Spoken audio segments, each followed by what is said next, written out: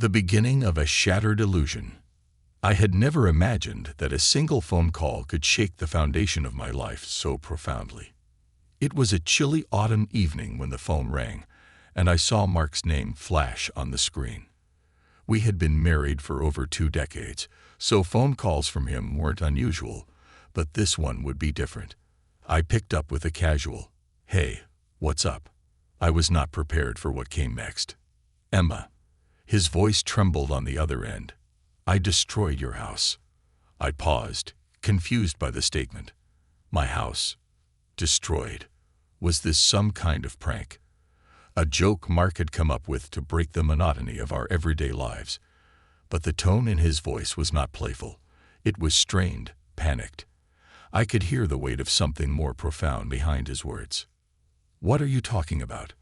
I replied, half laughing, half in disbelief. I felt a knot in my stomach tighten as I waited for him to elaborate. He didn't immediately answer, and the silence stretched uncomfortably between us. I demolished it, Emma. It's gone. I couldn't do it anymore," he confessed, his voice breaking slightly as though he was on the verge of tears. In that moment, an unexpected burst of laughter erupted from me. I wasn't laughing at the situation, per se. It was a nervous, reflexive laugh, one that masked my own confusion and fear. The thought of Mark, my steady, reliable husband, destroying our family home sounded absurd. "Mark, what are you talking about?" "Destroyed what?" "The kitchen. A wall." I asked, still trying to comprehend. "The whole thing, Emma. It's gone." And then it hit me. He wasn't talking about the house we have been living in for the last 10 years. He was referring to my childhood home, the one I inherited after my parents passed away. That house was more than just 4 walls and a roof. It was a symbol of my entire childhood, of every memory I had of my parents, of the security and warmth they had provided for my sister and me. Mark had always found it odd that I was so attached to a place we didn't even live in, but for me, it was irreplaceable. I stood frozen, the reality sinking in. "Why would you do that, Mark? Why?" I demanded, my voice growing louder as the gravity of what he had done took hold of me. There was no immediate answer from him, only the distant sound of his breathing. "It was holding us back, Emma," he finally said softly. "That house, all the memories, all the obligations tied to it. You've been carrying this burden for so long, and it's been weighing you down. You've been stuck in the past, holding on to something that's not here anymore." I couldn't believe what I was hearing. Was this some kind of twisted intervention? Did Mark really think that by demolishing my childhood home, he was somehow liberating me from my own memories? I felt a rush of anger rise in my chest. "You don't get to make that decision for me, Mark. That house was all I had left of my parents. How could you think that destroying it would help anything?" "I was trying to free you," he whispered, his voice barely audible now, as if he knew how misguided his actions had been, but was too ashamed to fully admit it. The silence that followed was deafening.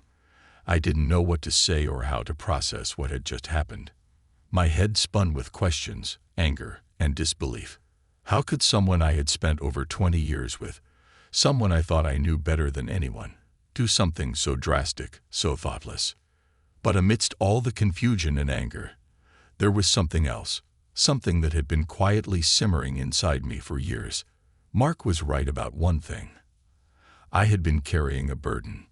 My parents' deaths, the house they had left behind, the memories locked within its walls. It had all been weighing on me, in ways I hadn't even acknowledged to myself. I hadn't been ready to let go, to move forward without that tether to my past.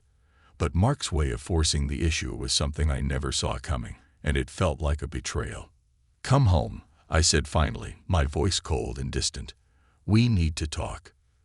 The drive home was a blur.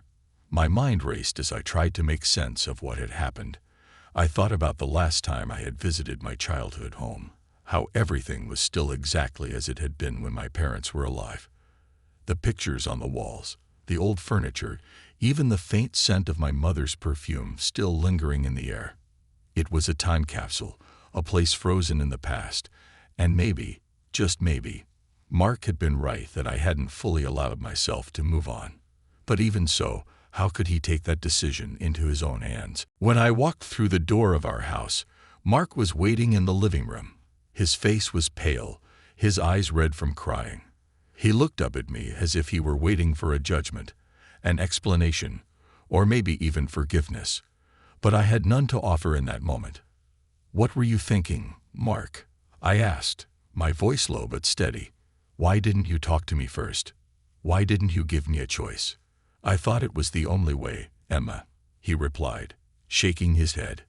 "Every time you talked about that house, every time you went back there, I could see the weight of it on you. You've been stuck in that place ever since your parents died. It was like you couldn't move forward, like you were living in a ghost story, haunted by memories. I just wanted to help." "Help?" I shouted, my composure finally cracking. "You don't help someone by taking away their last connection to their family. You don't just destroy something that means so much without even asking." "I know," he said, his voice breaking again. "I know. And I'm so sorry. I didn't think it through. I acted out of desperation. I wanted you to be free from it, to be able to move on and live your life again. But I didn't realize how much it meant to you, not until I saw your face when I told you." We stood there in the living room, both of us weighed down by the enormity of what had happened. Mark had made a decision that he couldn't undo, one that would change everything between us. But beneath my anger, there was something else, a faint, unspoken truth that I didn't want to admit even to myself. Maybe I had been stuck. Maybe I did need to move on from the past. But that didn't make what Mark had done any less devastating. The only thing I knew for sure in that moment was that nothing would ever be the same again. The weight of the past. I couldn't sleep that night. Every time I closed my eyes, I saw the house. The white shutters, the large oak tree in the front yard where I used to play as a child, the soft light that used to pour through the kitchen window in the mornings. In my mind, it was still standing, as solid and real as the memories it held. But now, it was gone, reduced to rubble by the man I trusted most. The house had been more than just a building. It had been my anchor, a place that grounded me when everything else in my life felt uncertain. When my parents passed away suddenly, first my father in that car accident, and then my mother less than a year later from a stroke, I was lost. My grief was overwhelming, and I found myself visiting the house more and more, as if being there could bring them back. It was the only place where I still felt their presence, where I could pretend, even for a little while, that they were still with me. After my mother's death, Mark suggested we sell the house. He said it was too much for me to maintain, that we didn't need it. I refused. I wasn't ready to let go. Maybe one day, I told him, but not yet. I had said the same thing every time the subject came up over the years, and eventually he stopped asking. I thought he understood, but clearly he hadn't. I lay awake, staring at the ceiling, replaying the conversation in my mind. "I destroyed your house." The words echoed in my head, over and over, like a bad dream I couldn't wake from. How could he have done this? How could he have thought this was the right thing to do? I had so many questions, but none of them seemed to have answers, and even if they did, I wasn't sure I wanted to hear them. As the hours passed, the initial shock began to wear off, replaced by a deep, gnawing sadness. I felt like a part of me had been ripped away, a piece of my identity I wasn't ready to lose. That house was the last tangible connection I had to my parents. Without it, I felt adrift, like a boat that had lost its anchor. And I didn't know how to find my way back to shore. When I finally got out of bed the next morning, Mark was already in the kitchen, sipping his coffee. He looked up when I entered the room, his eyes filled with a mix of regret and fear. I could tell he hadn't slept either. The tension between us was palpable, thick like the morning fog outside the window.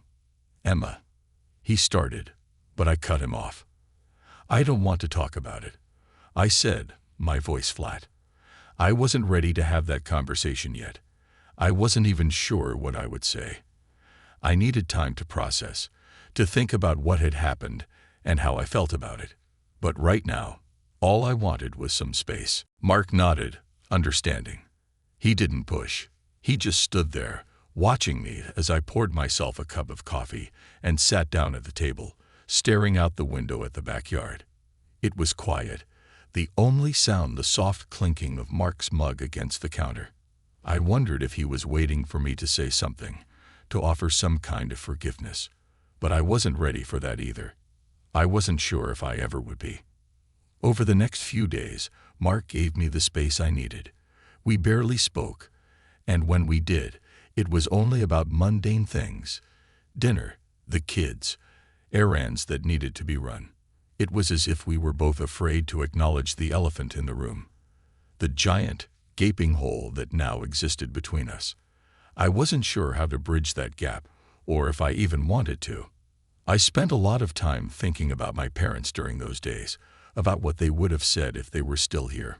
My mother had always been the pragmatic one, the one who believed in letting go of things that no longer served a purpose. She would have told me that the house was just a house, that it was time to move on. But my father, he was different. He had been sentimental, always holding onto mementos from the past, old photographs, letters, even the ticket stubs from their first date. He would have understood why I couldn't let go. He would have understood why that house meant so much to me. I thought about the last time I saw my father, the day before his accident. He had been sitting on the porch of that house, reading the newspaper like he did every morning. I had stopped by to drop off some groceries with him, and we sat together for a while, talking about nothing in particular. It was a normal day, nothing special. But now, looking back, it was one of my most cherished memories. It was the last time I saw him alive, the last time I heard his voice. And now that house, the place where that memory was made, was gone. I felt like I had lost him all over again. One afternoon, about a week after the demolition, I decided to go see the site. I hadn't been able to bring myself to go before then, but I knew I had to. I needed to see it with my own eyes, to come to terms with what had happened. Mark offered to come with me, but I told him no. This was something I needed to do on my own. As I drove down the familiar road, my stomach churned with a mix of dread and anticipation. The closer I got, the more my heart raced. I wasn't sure what I would find, what it would feel like to stand in front of the place where my childhood home had once stood, knowing it was now nothing more than a pile of rubble. When I finally arrived, I parked the car at the end of the driveway and sat there for a moment, staring at the empty lot in front of me. It was strange, surreal. The house had always been there, a permanent fixture in my life. And now it was just gone. The trees were still there, the old oak standing tall and proud. But the house, my house, was no more. I stepped out of the car and walked slowly toward the lot, my feet crunching on the gravel beneath me. There was nothing left but a flat patch of dirt where the foundation had once been. No walls, no roof, no remnants of the life that had once been lived there. It was as if the house had never existed at all. Tears welled up in my eyes as I stood there, the reality of the loss hitting me all at once. It wasn't just the house I was mourning. It was everything it represented. My childhood, my parents, the memories of family dinners and Christmas mornings, of laughter and love. All of it was tied to that house, and now it was gone. I sank to my knees, my hands digging into the dirt as I sobbed. I wasn't just crying for the house. I was crying for everything I had lost, for the weight of the grief I had been carrying for so long. Mark had been right about one thing. I had been holding on to the past, clinging to it because I wasn't ready to face the future without my parents. But he had been wrong about how to help me let go. Destroying the house didn't free me from my grief. It only magnified it. As I sat there, my tears soaking into the ground, I felt a strange sense of clarity. The house was gone, yes, but the memories, the love I had for my parents, they weren't tied to the walls of that building. They were inside me, in my heart, in the stories I told my children, in the lessons I had learned from my parents. Losing the house didn't mean losing them. They were still with me, in every way that mattered.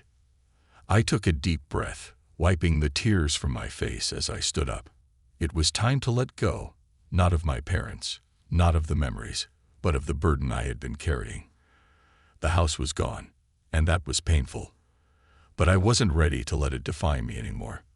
I would find a way to move forward, not because Mark had forced me to, but because I needed to. For me, for my parents, and for the life I still had ahead of me. Rebuilding from the ashes, the drive home from the empty lot felt different than any drive I had ever taken. It was quieter somehow, even though the car's engine hummed steadily, and the familiar sounds of the world filled the air around me. Inside, though, there was a stillness I hadn't felt in years.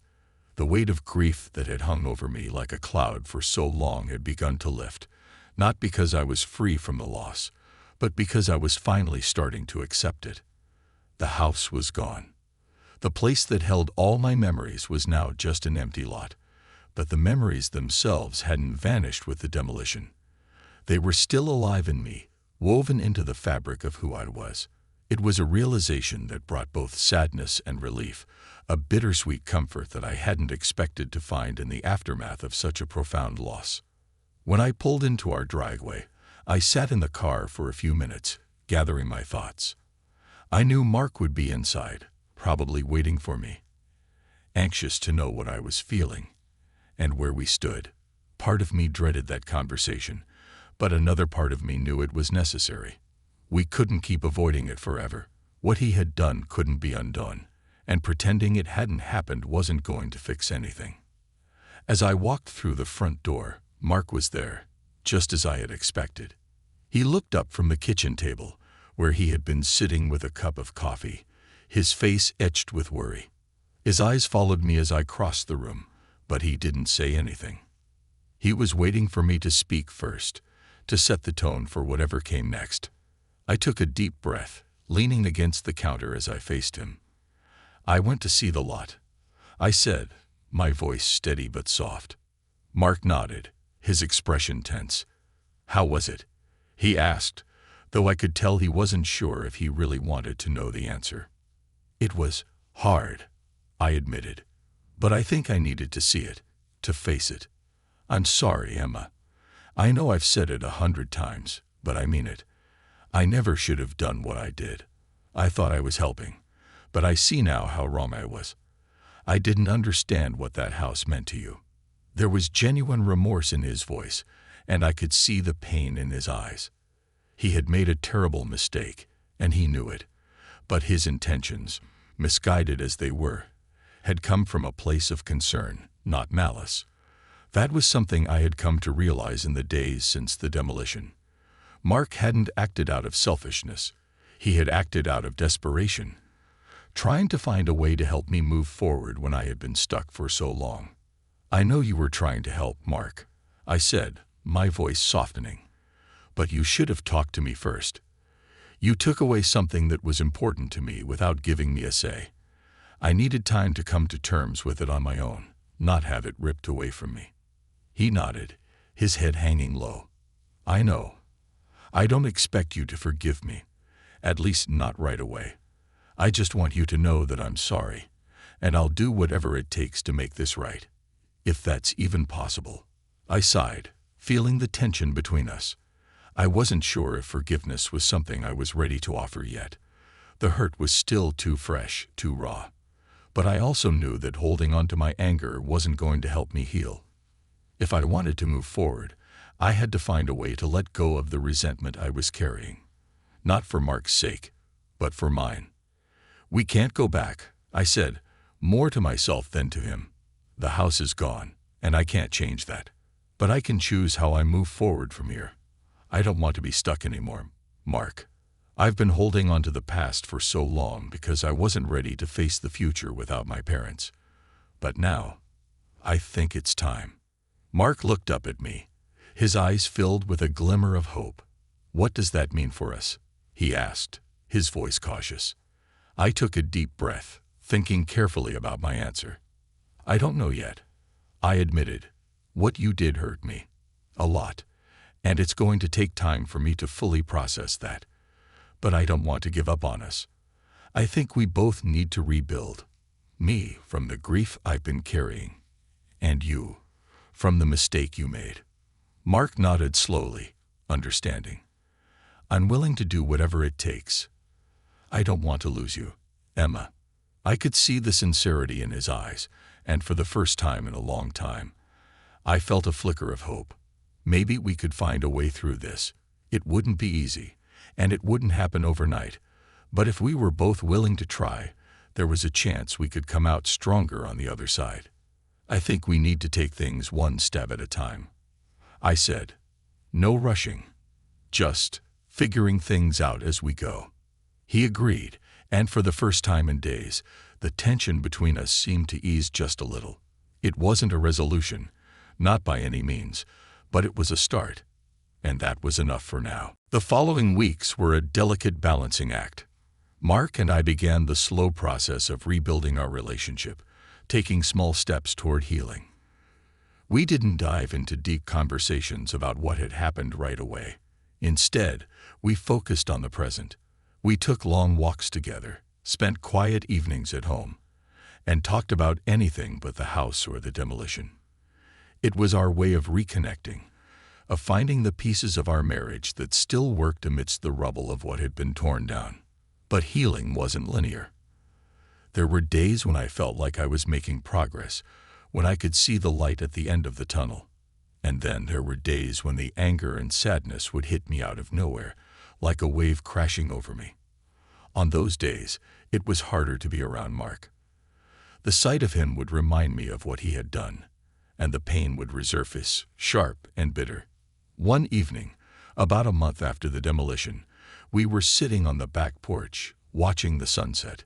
It was a quiet, peaceful moment, the kind we hadn't shared in a long time.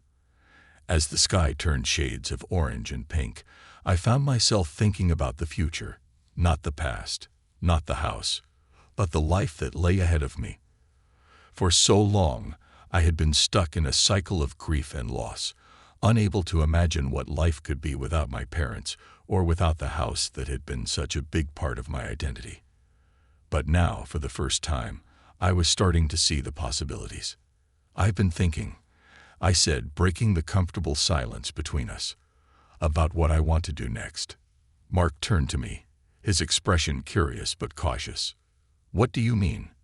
"I've been holding on to the past for so long, I never really thought about what I want for the future. Now that the house is gone, I feel like I have a blank slate, a chance to start over." He nodded, listening carefully. "And what do you want to do with that blank slate?" I smiled, a small but genuine smile. "I want to do something meaningful, something that honors my parents but also helps me move forward. I've been thinking about maybe starting a charity in their name, something that helps families who have lost loved ones, or maybe something that supports grieving children. I'm not sure yet, but I feel like I need to do something with all of this, something good." Mark's face softened, and for the first time in a long time, I saw pride in his eyes. "That sounds like a wonderful idea, Emma. I think your parents would be really proud of you." His words brought a lump to my throat, but it wasn't the painful kind. It was the kind that comes when you realize you're starting to heal, when you know you're on the right path, even if it's a difficult one. We sat there together, watching the sun dip below the horizon, and for the first time since the demolition, I felt a sense of peace. The house was gone, but I wasn't. And as long as I was still here, I had the power to rebuild my life, my marriage, and my future. It wouldn't be easy, and there would be setbacks along the way, but I was ready to take that first step. New foundations. The idea of starting a charity in my parents' name felt like a seed that had been planted deep within me, and as the days went by, it began to grow. I wasn't entirely sure where to begin, but I knew that creating something out of my grief was the only way forward. My parents had always taught me to give back, to be kind, to use whatever struggles life threw at me to help others. In their memory, I wanted to carry on that legacy, to do something that would honor them and offer solace to people who were going through their own difficult times. I spent the next few weeks researching. I wasn't naive enough to think that starting a charity would be easy, but the more I read, the more inspired I became. I knew the pain of losing someone close. I had lived with it for years, and I wanted to create a space where others could find comfort, community, and guidance. It would be more than just a charity. It would be a place of healing for those, like me, who were struggling to let go. One morning, as I sat at the kitchen table with my laptop open, I found myself sketching ideas on a notepad. The charity wouldn't just be a memorial for my parents. It would have a purpose. I envisioned programs that would support grieving families, workshops for children who had lost their parents, and retreats where people could process their loss in a safe, nurturing environment. I even imagined a physical space, perhaps a small house, a peaceful, welcoming place where people could come and feel at home, just as I had felt in my own childhood home. I smiled as I looked down at the sketches. It felt good to have a vision, a goal. For so long, I had been stuck in the past, unable to see beyond my own grief. But now, there was a glimmer of hope, a sense of purpose that had been missing from my life for too long. This charity would be a new beginning, not just for me, but for everyone who needed it. Mark had been supportive from the moment I first mentioned the idea. He seemed to understand that this was part of my healing process, a way for me to channel my grief into something positive. But as excited as I was about the project, I knew there were still unresolved issues between us. The demolition of the house had created a rift in our marriage, and while we had been slowly rebuilding our relationship, there was still a part of me that hadn't fully forgiven him. One evening, after another long day of planning and brainstorming, I sat down with Mark in the living room. We had fallen into a comfortable routine lately, but I knew that if we were going to move forward, we needed to address the elephant in the room. "I've been thinking a lot about the charity," I began, glancing over at him, "about what it means to me and why I'm doing it. But I've also been thinking about us, about what happened with the house." Mark set down the book he had been reading and turned to face me, his expression serious. He knew this conversation was coming. We had been tiptoeing around it for weeks, both of us waiting for the right moment. I could see the tension in his posture, the guilt still weighing on him. "I know we haven't really talked about it," I continued, "and I'm not sure I'm ready to have a full conversation yet. But I need you to understand something. That house was more than just a house to me. It was a part of who I am, a connection to my parents that I wasn't ready to lose. When you made the decision to destroy it without talking to me, it felt like you took that connection away from me." "I know," Mark said quietly, his voice filled with regret. "I've thought about it every day since. I was wrong, Emma. I thought I was helping, but I see now how much I hurt you, and I hate that I did that. I hate that I didn't respect your feelings, that I didn't understand what that house really meant to you." I nodded, appreciating his honesty. "It's been hard," I admitted. "There are days when I feel like I've made peace with it, and then there are days when I'm angry all over again. But I don't want to stay angry, Mark. I don't want this to define our relationship or the life we've built together. I want to move forward, but we need to rebuild, just like I'm rebuilding with the charity." Mark looked at me, his eyes filled with both hope and uncertainty. "I want that too, Emma, more than anything. I'll do whatever it takes to earn your trust back, to show you that I understand how much I hurt you. I want us to be strong again." I took a deep breath, feeling the weight of the conversation. It wasn't easy, but it was necessary. "I think we need to start fresh," I said. "Not just with the charity, but with us. We need to rebuild our foundation, just like I'm building a new foundation for my life without that house. It won't be easy, and it won't happen overnight, but I think we can do it." Mark reached for my hand, squeezing it gently. "We'll take it one step at a time," he promised. "Whatever you need, I'm here. And I want to be part of the charity too. I want to help you create something meaningful out of all this." I smiled, feeling a sense of relief. This was a new beginning for both of us. The pain of the past was still there, But it didn't have to control our future. We were both ready to move forward, to rebuild what had been broken, and to create something beautiful out of the ashes. The next few months were a whirlwind of activity. The charity quickly became the center of my life, and with Mark's help, I began laying the groundwork for what would eventually become the Thompson Foundation for Healing Hearts. It wasn't just about grief counseling or support groups. It was about creating a community, a space where people could come to heal, to share their stories, and to find comfort in the knowledge that they weren't alone in their pain. We started small. At first, it was just me, Mark, and a few close friends who shared my vision. We held our first meeting in the local community center, inviting people to come and learn about what we were trying to build. I was nervous at first, unsure if anyone would show up or if they would even be interested. But to my surprise, the room was filled with people, some I knew, others I didn't, who had all experienced loss in one form or another. As I stood in front of the group that night, sharing my story and my vision for the foundation, I felt a sense of purpose that I hadn't felt in a long time. This was what I was meant to do. This was how I would honor my parents, not by holding on to the past, but by helping others move forward. And in doing so, I was finding my own way forward as well. Mark stood by my side through it all, offering his support in ways that surprised me. He wasn't just there as my husband. He became an integral part of the foundation, helping with the logistics, organizing events, and even offering his own perspective on how we could reach more people. It was as if the act of building something together was healing us, brick by brick, piece by piece. As the months went on, the foundation grew. We held workshops, grief counseling sessions, and even family retreats.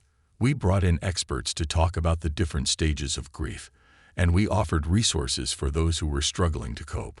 The physical space I had dreamed of, a small house nestled in a quiet part of town, became a reality as well. It wasn't just a building. It was a sanctuary, a place where people could come to feel safe, to share their stories, and to begin the process of healing. One evening, as Mark and I walked through the doors of that house after a long day of work, I stopped for a moment, looking around at the warm, inviting space we had created. The walls were filled with pictures, photos of the families we had helped, the children who had found comfort here, the volunteers who had given their time to make the foundation a success. It wasn't the same as the house I had lost, but in some ways, it was even more meaningful. It was a symbol of everything I had overcome, everything we had overcome together. Mark turned to me, a soft smile on his face. "You did it, Emma," he said, pride evident in his voice. "You built something amazing out of all that pain. Your parents would be so proud of you." Tears welled in my eyes, but this time, they weren't tears of sadness. They were tears of gratitude, of love, of hope. I reached for Mark's hand, squeezing it tightly as I looked around the room. "We did it," I corrected him, "together." And in that moment, I knew that we had truly rebuilt, not just the foundation of the charity, but the foundation of our marriage, of our lives. The past would always be a part of me, but it no longer controlled me. I had found my way forward, and with Mark by my side, I knew we were stronger than ever before. A legacy of healing. The Thompson Foundation for Healing Hearts had grown beyond anything I had ever imagined. What had started as a small local initiative, born from my own grief, had transformed into something much larger, a beacon of hope for countless people navigating the labyrinth of loss. Every day, the foundation welcomed new faces, people from all walks of life, each carrying their own story of pain, seeking a place where they could find solace, community, and maybe even the strength to heal. As the foundation expanded, so did the programs we offered. We brought in more counselors, therapists, and volunteers who shared our mission, and we reached out to schools, hospitals, and churches to offer support for grieving families and children. The heart of the foundation remained rooted in one simple truth: grief doesn't have to be a solitary journey. No one should have to walk that road alone. Looking around the foundation's physical space, the home we had lovingly built together, I often found myself in awe of how much it had come to mean to so many. Families sat together in quiet corners, sharing memories of their loved ones, while children played in the garden, laughing, a sound I had once feared I'd never hear in a place so deeply connected to loss. But that was the magic of what we had created. The foundation wasn't about the absence of loved ones. It was about celebrating their lives, about finding joy again despite the sorrow. As the months turned into years, the foundation became a cornerstone of the community, a place where healing could begin. We started hosting annual memorial events, where people could come and honor the memories of their lost loved ones. We planted a tree in the garden for each person whose life had been touched by grief. And every year, during our memorial service, those trees stood tall, their branches intertwined, like the lives and stories of those who had passed through our doors. Mark and I had found a new rhythm in our lives as well. The foundation had become a shared passion, a project that not only healed me but also helped rebuild our relationship. The trust that had been shattered when he destroyed my childhood home was slowly being restored, piece by piece. It hadn't been easy. There were still moments of tension, times when I would look at him and remember what had been lost. But those moments were fewer now, and they no longer defined us. In many ways, the foundation had done for our marriage what it did for others. It gave us a place to rebuild, to create new memories that weren't haunted by the mistakes of the past. We had begun to forge a path forward together, and for that, I was grateful. It wasn't just the physical structure of the foundation that we had built. It was the foundation of our marriage, too. One afternoon, as I was reviewing plans for our upcoming fundraising gala, our biggest event of the year, Mark walked into my office, a wide smile on his face. I raised an eyebrow, curious. "What's with the smile?" I asked, leaning back in my chair. "I just got off the phone with a donor," he said, his excitement palpable. "They want to make a substantial contribution to the foundation, enough to fund an entirely new wing for the children's grief counseling program." My heart skipped a beat. "Are you serious?" I asked, standing up from my chair. "Dead serious," Mark replied. "They've seen the work we've been doing, and they want to help us expand. This could be huge, Emma. We could reach so many more kids." I felt a surge of emotion, pride, excitement, and a deep sense of fulfillment. The idea of expanding our programs, of offering even more support to grieving children, was something I had dreamed about since the foundation's early days. The children's grief program had always been close to my heart, perhaps because I had seen so many children who, like me, had lost parents too soon and struggled to find their footing in a world that suddenly felt unfamiliar and cold. "That's incredible," I said, wrapping my arms around Mark in a tight embrace. "I can't believe how far we've come." He hugged me back, and for a moment, we just stood there, holding each other, the enormity of what we had built together sinking in. It wasn't just the foundation, though that was certainly part of it. It was everything. Our journey, the ups and downs, the pain and the healing. We had created something beautiful out of the ashes of our own lives, something that had touched so many others in ways we could never have imagined. "I think your parents would be proud," Mark said softly, pulling back to look at me. His words hit me in that deep, emotional place that only the mention of my parents could touch. I nodded, my throat tight with emotion. "I hope so," I whispered, blinking back the tears that had suddenly filled my eyes. "I think they would have loved this place." "They would have," Mark agreed. "And they would be so proud of you for turning your grief into something that's helped so many others." There were moments when I still missed them so much it hurt, when I would see something that reminded me of my mother or hear a song that took me back to a memory of my father. Those moments would always be with me, but now, they didn't bring the same overwhelming sadness. Instead, they brought a bittersweet sense of peace, a reminder that love never really dies, even when the people we love are no longer physically with us. The night of the gala arrived, and the foundation's hall was transformed into a sparkling, elegant venue. It was a night of celebration, not just for the foundation's success, but for the lives it had touched, The room was filled with supporters, families who had benefited from our programs, and donors who believed in our mission. It was a far cry from those early days when I had sat in my kitchen, scribbling ideas in a notebook, unsure if any of it would ever come to fruition. As I stood on the stage that evening, looking out at the sea of faces, I felt a deep sense of gratitude. For the first time in years, I wasn't looking back with regret or longing for what I had lost. I was looking forward, toward the future, with hope and purpose. Thank you all for being here tonight, I began, my voice steady but full of emotion. When I started this foundation, I was in a place of deep grief, struggling to find my way after the loss of my parents. I never imagined that my own healing journey would lead to something like this. But here we are. And it's because of all of you, because of your support, your belief in our mission, and your dedication to helping others, that we've been able to grow. I paused, taking a deep breath before continuing. This foundation isn't just about me or my parents, or even the work we've done so far. It's about all of us. It's about the power of community, the strength we find when we come together to help each other heal.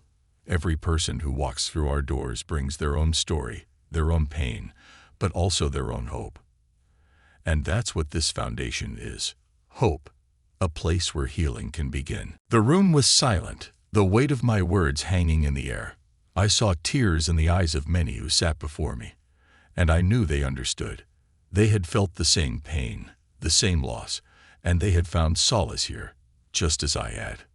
As we look toward the future, I am more hopeful than ever, I continued.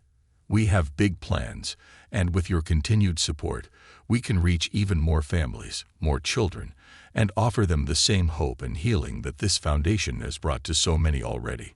Together, we are building a legacy of healing, one that will live on for generations to come. The room erupted in applause, and as I stepped down from the stage, I felt a deep sense of pride, not just in the foundation, but in myself. For the first time in a long time, I truly believed that I had found my purpose.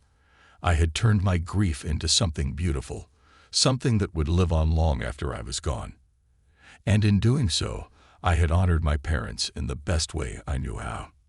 That night, after the gala had ended and the last of the guests had left, Mark and I walked hand in hand through the quiet halls of the foundation.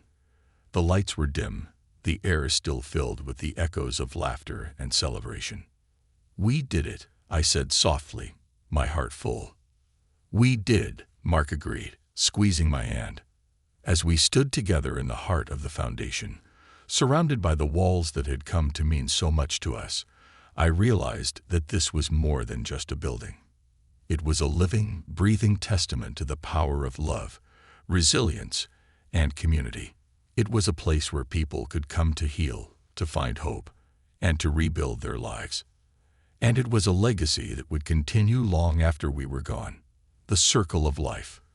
The years passed, and the Thompson Foundation for Healing Hearts grew into something far beyond what I had ever envisioned.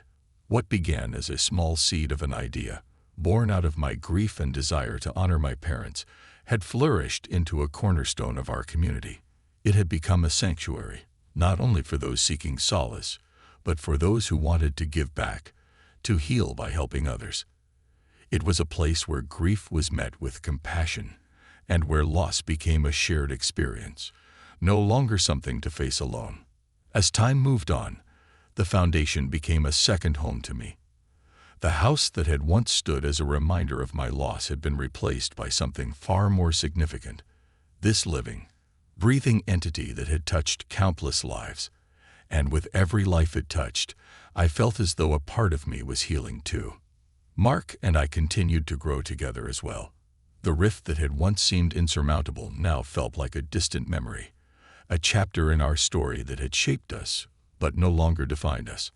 Our relationship had transformed through the shared experience of building the foundation, through the countless late nights and early mornings spent working side by side to bring our vision to life.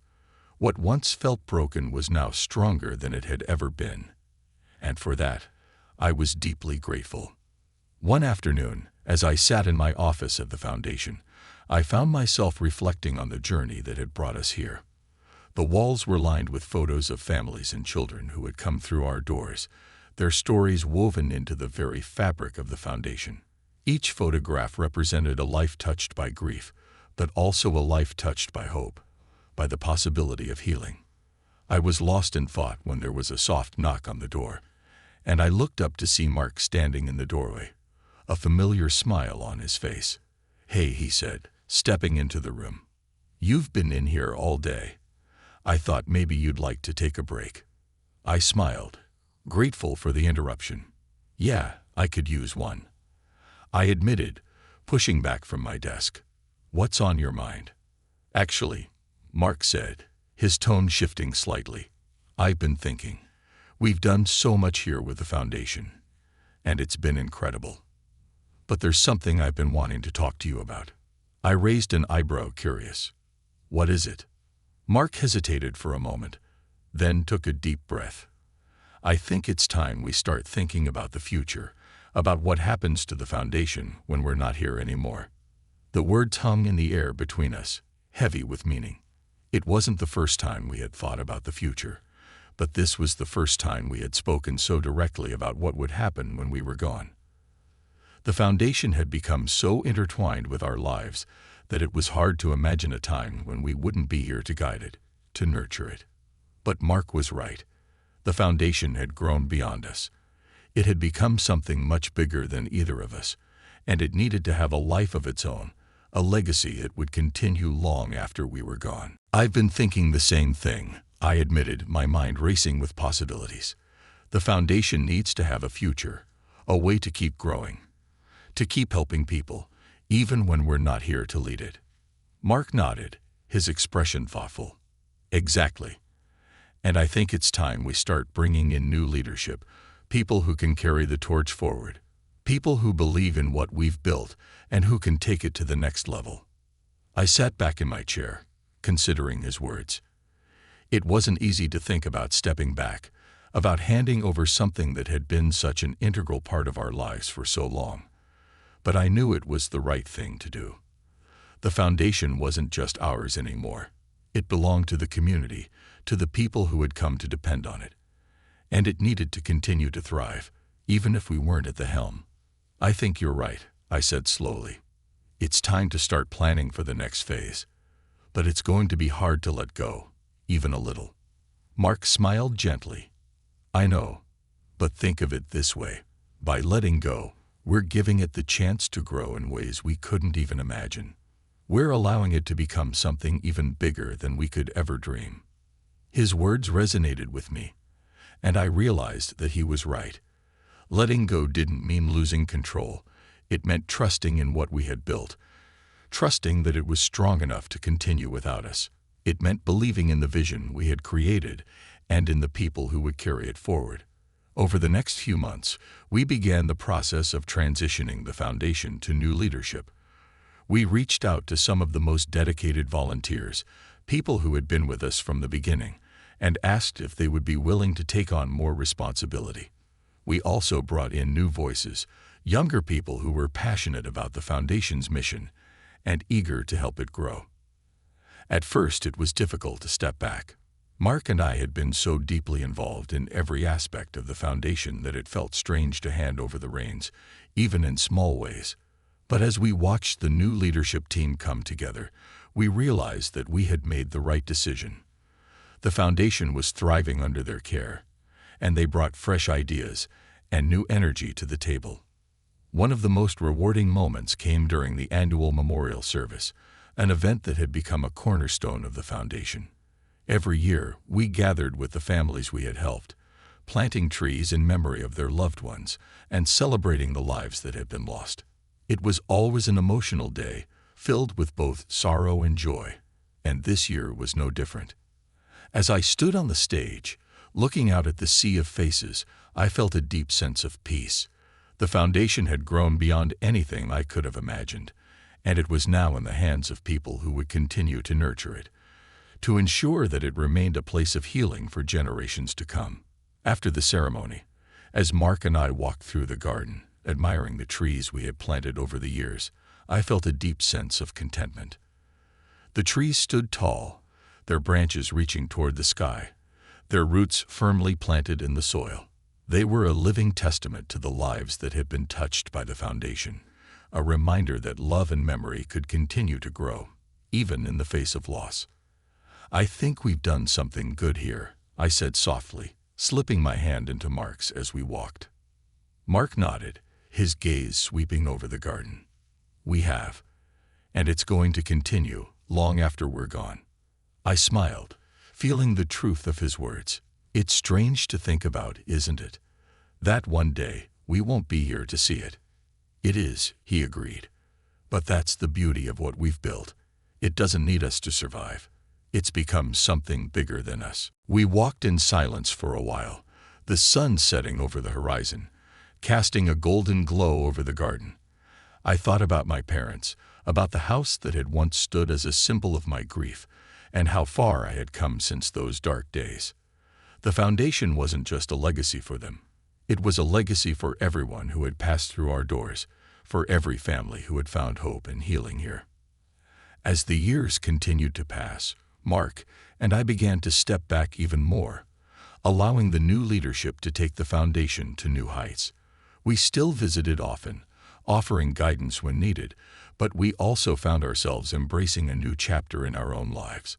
We traveled, we spent time with our children and grandchildren, and we enjoyed the simple pleasures of life, knowing that the foundation was in good hands. One day, as we sat on a bench in the foundation's garden, watching a group of children playing nearby, Mark turned to me with a smile. "Do you ever think about how all of this started?" he asked. I laughed softly. "All the time. It feels like a lifetime ago, doesn't it?" "It does," he agreed. "But look at what's come from it. We turned something painful into something beautiful." I nodded, feeling a deep sense of gratitude. "We did. And it's going to keep growing, long after we're gone." Mark squeezed my hand, his smile soft. "That's the best part, isn't it? Knowing that we've left something behind that will continue to make a difference." As I looked around the garden, at the trees we had planted and the lives we had touched, I knew he was right. The foundation was more than just a charity. It was a legacy, a circle of life that would continue to grow and evolve, long after we were gone. And in that moment, I felt at peace. We had created something lasting, something that would continue to bring hope and healing to others for years to come. And that, I realized, was the greatest legacy of all. We had built more than just a foundation. We had built a future, one that would continue to bloom and flourish, just like the trees in the garden, for generations to come.